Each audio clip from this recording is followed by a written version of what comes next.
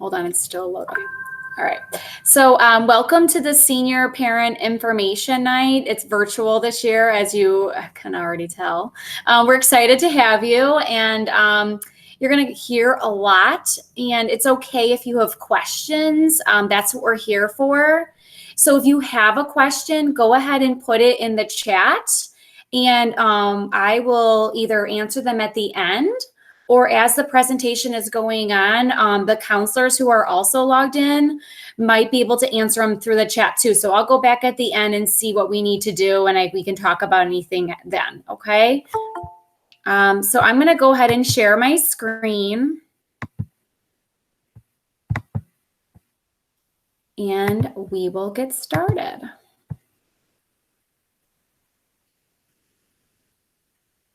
Okay, can you guys see my screen? Yes, okay.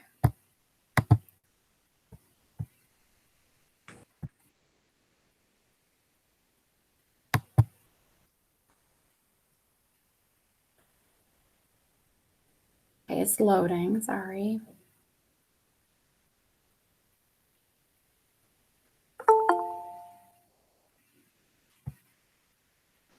So I'm gonna exit full screen because I hear people coming in and I have to allow them and admit them. Sorry. I didn't know this would happen. Okay. So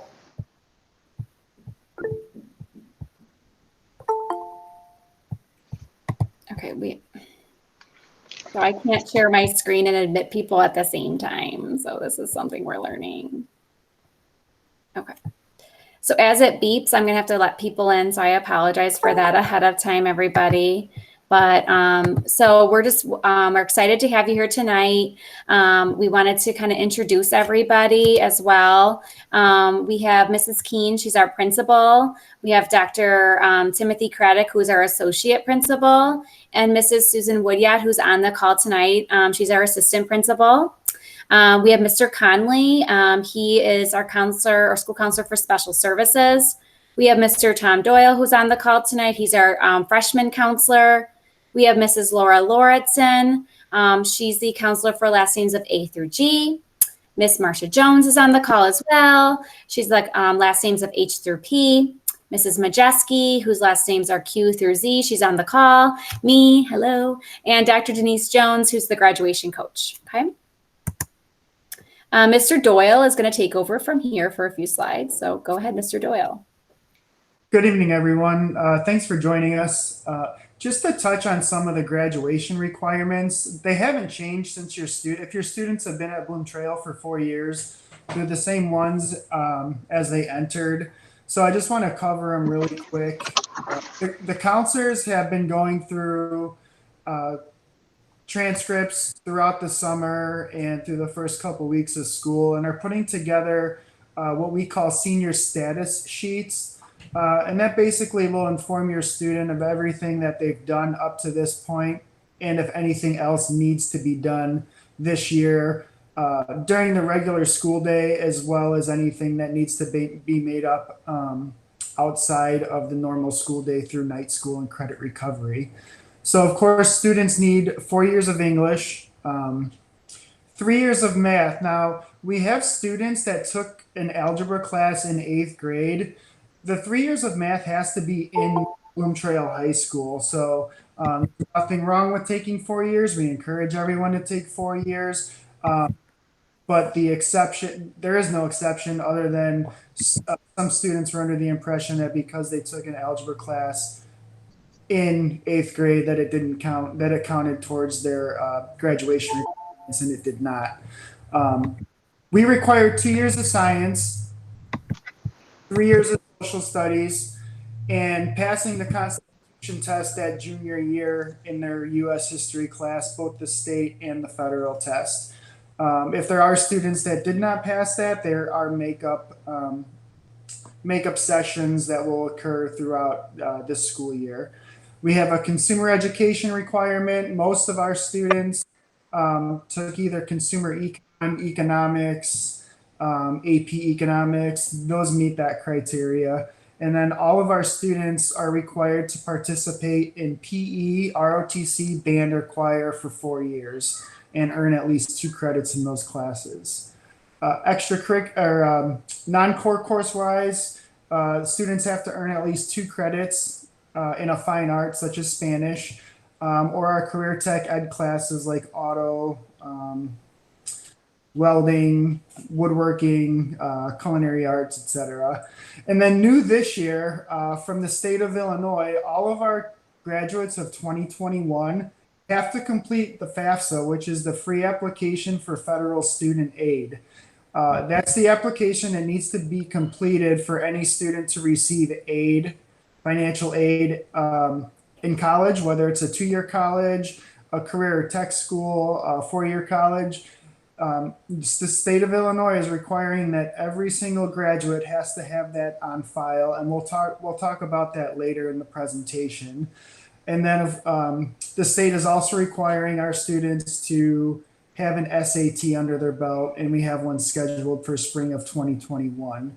And those dates will come out as we move closer to that. For students that have credits to make up, they're already aware. They've been aware. They probably participated in summer school. I'm back on keto. They probably participated in summer school. If not, night school started on the 31st, which was last Monday. Mrs. Jones and I, Marcia Jones, counselors, sent out emails to all students that needed credits to make up. And those classes are online, and the students are aware. Parents, if we have an email on file for you, you get nightly updates from a site called Edgenuity. They come around 4 or 5 in the morning. So if you're wondering what those are, that's a daily progress report from our night school program. It tells you what the student's progress is when they logged in, what their current grade is, how much work they have left to do. So if you're ever wondering, my email's on there, Mrs. Jones' email's on there, and then the email from Edgenuity maps out everything that we see. So if you ever have any questions, please reach out. I'm the coordinator for night school. Mrs. Jones is the counselor, and we work with the other counselors throughout the day and night for students that are in need of making up any credits. So if you have any questions about night school, we do have a breakout session after this general session, and Mrs. Jones and I will be in there fielding any questions you may have. Okay, so I'm going to take over again. We're going to go over just a few expectations, and you might have already heard this before or gotten an email from the dean's office or whatever, but anytime we can talk about this with parents signed in, we're going to take an opportunity about the expectations during remote learning. These might seem obvious, but I think it's good to talk about and try to hear about over and over again, just so you understand the importance of all these things. Being on time is very important. I just presented with a bunch of the seniors the last few weeks, so I'm noticing that where students are logging in 5 minutes after or they're leaving early. So being on time, just like a regular school day, it'll count as a tardy if you're not on time. So there's a lot of expectations there. And again, it's just like a regular school day. If you were attending Bloom Trail, you need to be on time. Be in a quiet place. You need to be prepared. Have a pencil in front of you. A notebook is really important. I've noticed all those things that students can sometimes forget. What you wear is appropriate. One thing that I also want to bring up is the picture. Your students can have a profile picture, and it shows up as a little bubble every time you log in. So you can probably see that tonight during this presentation. And that picture is seen by everybody. So we're noticing a lot of pictures that are inappropriate. It's not a ton, but enough to kind of talk to a dean or talk to somebody to change that picture. So make sure that picture is presentable. You mute yourself when you're not speaking. You participate, you chat responsibly. We're not putting things up there about the weekend or things like that. It should be appropriate for the class. And communication between the student, the teacher, communication with counselors, everything is so important. And most importantly, be respectful of your teacher presenting and other peers who want to participate as well. So those are just an example of some of our expectations. So I want to go over also, I get a lot of questions from students about, am I taking the right classes for college? Is what I'm taking appropriate? And my response to them is always this: if your counselor puts you in it, it's appropriate. So we do a really good job of making sure you're in the right classes for the career or college or whatever route you want to take. So every time a counselor has met with your students, they always ask them every single year, what career do you want to go into? What are your plans? So that helps base that. And they also look at career assessments that we take throughout the year. And I'll talk about Naviance in a minute. So every college wants 4 years of English. Well, that's easy because they're always in English every single year to graduate. You have to be in that every year. Math is 3 years. Colleges want to see 3 years of math. It's very seldom I ever see a 4-year public university or private school that will allow you to be accepted without 3 full years of math. And if you decide to not take 3 full years of math, it's probably because you chose a vocational school that doesn't require 3 years, or community college. Science, same thing. Actually, sorry, I should correct myself. Math is required for 3 years. I'm sorry. Wow. Science is another, I was mixing up with science. Science is the one at Bloom Trail that's required for 2 years for graduation. However, you need 3 years of science for college. Okay. So science is one of those extra classes that a student will decide to take just because they know they want to apply to college and they need that 3rd year of science. Social studies, 3 years. Again, that's required from Bloom Trail, just like math and English. Those 4 years for English, 3 years for math. And an elective, this is where it really gets tricky because so many students believe that they're not going to get accepted to college without 2 full years of a foreign language. It's just not true anymore. There are some schools out there. I understand that there are a handful that still hold true to that. But the most popular schools that students from Bloom Trail go to, or students just from the state of Illinois in general go to, they're not looking for 2 consecutive years of a foreign language. So we can talk about that individually. I usually talk to students about that. But if I ever see that they want to apply somewhere and they don't have those 2 years, again, it's very rare, I'll talk to them about that and I'll say something. Mrs. Inca? Yes. There's a couple of questions in the chat about Spanish at Prairie State for the ECI students. Yes. That does qualify as meeting our graduation requirement, even though it's taken at Prairie State. Those Absolutely will be placed on the student's transcript from Bloom Trail. Yes. Thank you for letting me know. Yeah. So ECI, kids who are in Spanish for ECI, we put you in there for a reason because you wanted that for college. Not only do you get that for Bloom Trail credit for foreign language, but you get a college credit as well. So you get double, which is great. So ECI kids, I put a lot of you in Spanish for that reason, especially for those students who want really selective colleges.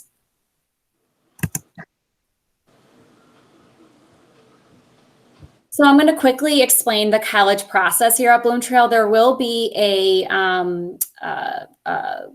breakout session about this to go dig deeper into the process. But for right now, I'm just going to go over the brief part of it. I literally just finished talking to every senior in their English classes. I spent 2 days in every English class and we talked about everything.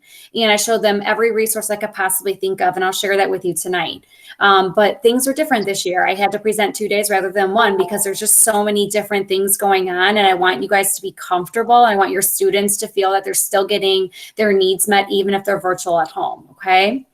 So we just finished English class presentations where we talked about career clusters and the senior portfolio. Career cluster is that survey that I was speaking about earlier. A survey is taken by every single senior for their senior portfolio. And not only is it taken by every senior, every year at Bloom Trail, every single year your student has been enrolled at Bloom Trail, there was a career survey given at some point from the counseling office. So we have a lot of surveys to look at. So whenever a student sees me, it's the first thing I bring up is your career cluster or career results. I use it all the time. So it's really important I have them take it senior year because you're in a different mindset as a senior and your results are going to change. Also, we use Naviance. I just talked about Naviance as a tool. Naviance is a website that every student has access to, and they have now all logged in during my senior presentations. Okay. So everybody has access. And if they can't log in, they can just contact me. It's really easy to fix. But Naviance is a tool that you use to communicate to myself. A student will tell me if they applied somewhere that way. They'll request a transcript that way. They research colleges in there. They add the colleges they're interested in there. They do a resume in there for second semester. That will be done in there. Basically, 90% of their senior portfolio is all done in Naviance. So it's just that important, okay? Another thing I really want to address with everybody kind of on this call is the importance of the class of 2021 is a super unique class for many reasons. But another reason is colleges are not requiring an SAT score for you guys. We require it for graduation. Again, that's a state of Illinois requirement. That's not a Bloom Trail, it's a state of Illinois. But colleges understand the fact that students were not able to take their SAT in the spring like every other senior has done in the past. And it's not fair to say, well, you should take your SAT after that because it wasn't available to everybody. And even if you were to take it next week or in a month, is that score a reliable, true score? Is that fair to use that score for admissions? And the answer is no. Colleges know that students were basically sent home basically for virtual learning or distance learning mid-March, and things just changed. And so they would never say, well, let's get your math score after, several months of not having a typical in-person math class. Okay. So that's just one example of why probably I would estimate about 98% of all colleges are making test scores optional. Okay. So that's a good thing. Every student, qualifies for a fee waiver. So if your student is applying to a four-year school, you're going to see that some of them have an application fee. And before you pay it, find something on there that allows you to choose that your student qualifies for a fee waiver. And the reason why every student qualifies for a fee waiver is because we all have free and reduced lunch at Bloom Trail. Every student does. So that is one qualification for that fee waiver.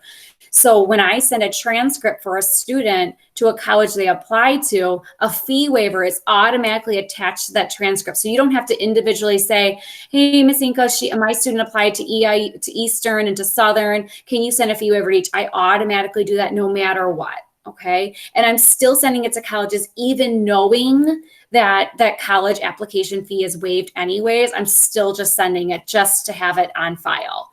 So, because many colleges are just waiving the fees due to COVID. So you're going to find differences in each school. So if you don't know or you're confused, you can always just contact me, have contact me or students. I've always held true to this every year, Halloween deadline. Any student applying to a four-year college or university, I highly recommend them submitting by Halloween. And with the parents listening right now, there's a big reason for that. And I know this is going to be of interest to you.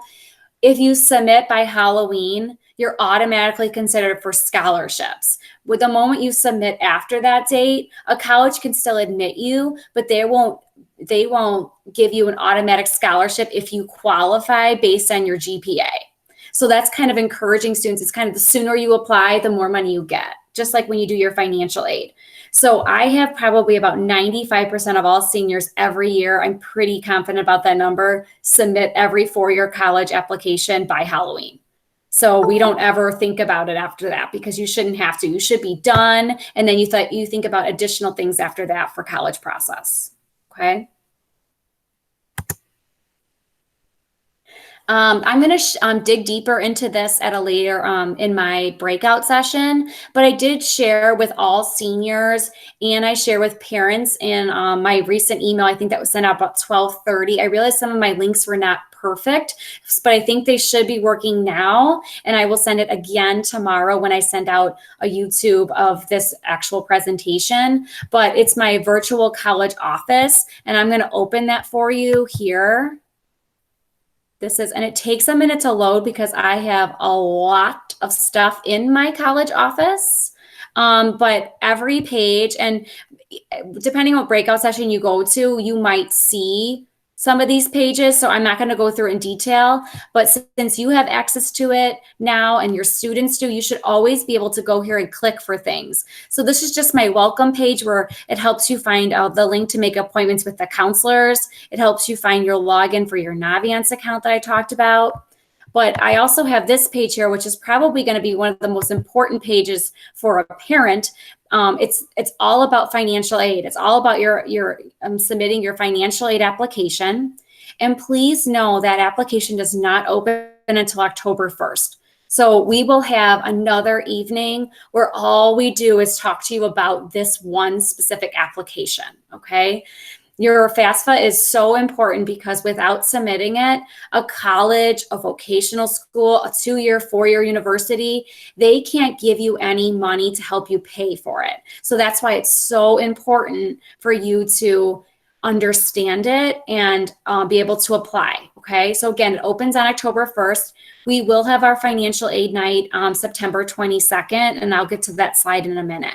But when you go onto the site, these are live links here. If you click, and it brings you to videos. See, if you open it, you can open the YouTube video all about this. And it's every single topic I could possibly think about that students have ever had questions about. So I literally threw it all together right here. Okay. And again, we're going to dig deeper into this on September 22nd. And then each slide then has information about, like this one's dedicated just 4-year colleges. So each link has important information for the 4-year schools. We have a slide here that's dedicated just to students who want to do a vocational school or a tech school or to get your certificate somewhere. We have a slide here just dedicated to the students who want to join the military. Okay, there's going to be a breakout session for people who want to join the military. Okay, so you're going to see that in a minute. See, it's going really slow. I'm sorry, everybody. And then we have slides in here, more about the senior portfolio. And the last one here is all about for students who want to go directly into work. Okay, so that slide is available. Hold on, I have to let somebody in. Just got the date. So yes, we will dig deeper into that, but every senior has been shared this. So they have it, they have access to it. And I emailed it to you as well.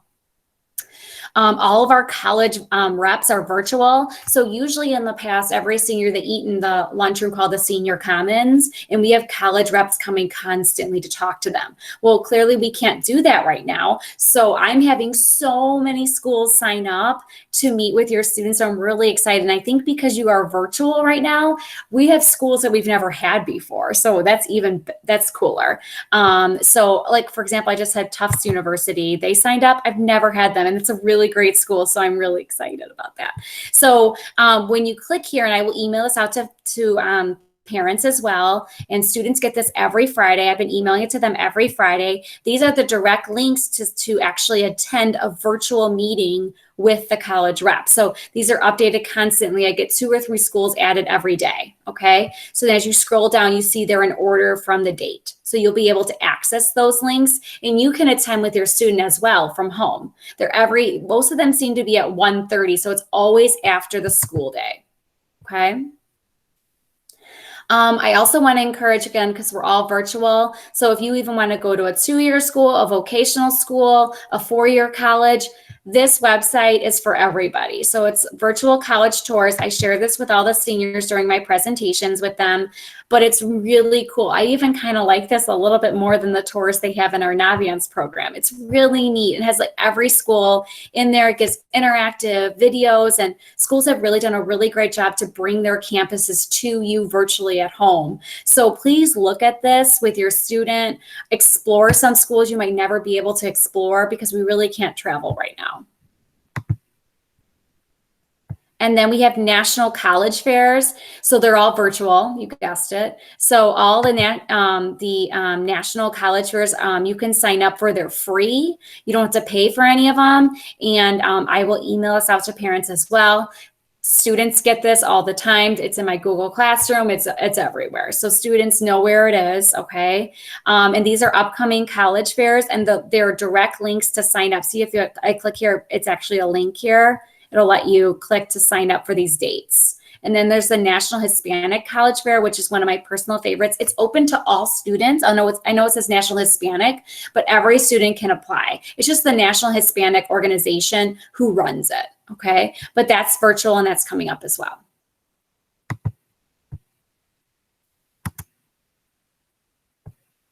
Okay, so financial aid, we kind of talked about this, but I'm going to go over it again because it's so important. Because again, the class of 2021, you get to be the first ones who it's required for graduations for those students who qualify. So we will go over the ins and outs of who qualifies and not.